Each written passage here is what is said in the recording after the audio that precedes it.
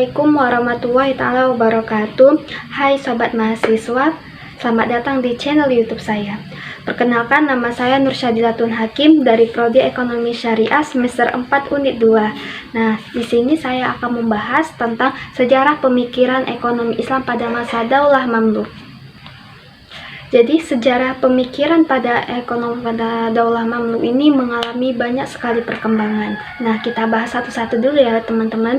Nah, kita akan di sini membahas tentang sejarah berdirinya Mamluk. Nah, apa istilah Mamluk itu? Berarti budak yang dibeli menggunakan uang dan beralih menjadi milik pembelinya. Budak ini berasal dari Mesir. Budak ini berbeda pada budak pada masa itu sebab seorang Mamluk ini berasal dari ayah yang ibu yang merdeka dan tidak berkulit hitam. Nah, para Mamluk ini didatangkan oleh para sultan pemerintah Ayyubiyah dari berbagai macam negeri seperti Kaukas, Turkistan, dan pada negeri pada Asia Tengah. Mereka dibeli pada waktu mereka kecil dan mereka ditempatkan di suatu benteng dan diasingkan oleh keramaian orang. Di situ mereka menerima pelatihan dan pendidikan sehingga menjadi orang yang profesional dan memiliki kedudukan yang terhormat. Nah, teman-teman, jadi penguasa pertama Daulah Mamluk itu dipimpin oleh Izzuddin Aiba At-Turkimani yang berkuasa di Mesir pada tahun 648. Namun, teman-teman, pada 1259 Al-Muzaffar Qutuz ini merebut tahta kesultanan Sultan Muda Ali Mansur dengan menjatuhkan beliau, dan selanjutnya penguasa selanjutnya hanya bersisa 24 sultan saja, dan yang paling terkenal pada saat itu adalah Saifuddin Qutuz. Nah, tadi kan kita sudah membahas apa sejarahnya. Nah, pada Daulah Mamluk ini dia mengalami kontribusi. Nah, apa saja sih kontribusi yang terjadi pada masa Daulah Mamluk ini? Nah, yang pertama pada ilmu dan sains. Nah, para cendekiawan dan para Daulah Mamluk ini telah memberikan kontribusi yang dapat kita rasakan sampai sekarang ini. Contohnya teman-teman seperti Al-Makrizi dengan bidang sejarahnya, Nasiruddin Al-Tusi dengan bidang astronominya, dan Ibnu Nafis dengan bidang kedokterannya. Nah, yang kedua itu ada tentang ekonomi. Nah, pada saat itu Mesir itu merupakan suatu sentra perdagangan yang terhubung dari Laut Merah serta Tengah menggunakan Eropa. Nah, di situ pendistribusi yang tertinggi yang didapatkan pada masa Daulah Mamluk itu adalah dari sektor perdagangan internasional. Yang ketiga adalah infrastruktur. Nah, kan Daulah Mamluk telah memberikan bukan hanya ilmu, ekonomi dan sains, tapi beliau juga membangun infrastruktur. Contohnya seperti masjid, komplek, rumah sakit, dan perpustakaan. Dan salah satu peninggalan masjid yang terkenal sampai sekarang ini adalah Masjid Al-Hasan yang terletak di Kairo, Mesir. Itu adalah masjid yang termegah pada saat itu dan sampai sekarang ini. Nah, selanjutnya kita akan membahas tentang tokoh pemikiran ekonomi pada masa Daulah Mamluk. Yang pertama dari Ibnu Taymiyah. Kita akan membahas sedikit tentang sejarah biografi Ibnu Taymiyah. Ibnu Taymiyah lahir di Haran pada tahun 1263 Masehi. Ayahnya bernama Abdul Al-Halim. Ibnu Taymiyah ini pendidikannya adalah teologi Hanbali. Namun beliau juga suka mempelajari seperti ilmu fikih, contohnya seperti ilmu tasawuf dan ilmu filsafat.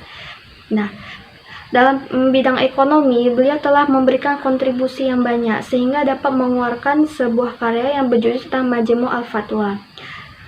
Nah, jadi sejarah pemikiran ekonominya kehadap Daulah Mamluk ini adalah konsep harga. Menurut Ibnu Taymiyah, jika suatu permintaan meningkat, maka harganya pun akan meningkat.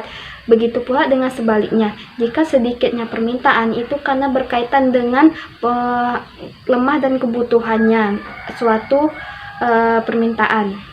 Yang kedua, kita akan membahas tentang Al-Makrizi. Nah, sejarah biografi Al-Makrizi ini lahirnya di Barjuan pada tahun 766 Hijrah. Keluarganya berasal dari Al-Makarijah, sebuah kota yang terletak di desa Balabak. Sebuah desa yang terletak di Balabak. Nah, Al-Maghrizi ini adalah sosok yang mencintai ilmu sejak kecil. Beliau gemar sekali melakukan perjalanan intelektual dan banyak sekali mempelajari seperti fikih, tasawuf, dan hadis dan sejarah lainnya. Jadi konsep pemikiran Al-Maghrizi terhadap ekonomi pada masa Daula Mansur ini adalah pada konsep inflasi. Nah, inflasi ini adalah suatu fenomena yang sudah terjadi di kehidupan masyarakat dari dulu hingga sekarang yang akan mendatang. Menurut Al-Maghrizi, inflasi ini adalah ketika kenaikan harga secara terus-menerus, sedangkan persediaan menjadi kelangkaan. Karena konsumen sangat membutuhkannya, maka konsumen akan mengeluarkan lebih banyak uang untuk membeli barang tersebut. Al-Maghrizi juga menyatakan bahwa inflasi itu terjadi karena dua penyebab. Yang pertama, karena faktor natural alam yang sulit dihindari, contohnya seperti bencana alam. Karena bencana alam itu, maka banyak masyarakat yang mengalami gagal panen, sehingga persediaan makanan menjadi kelangka.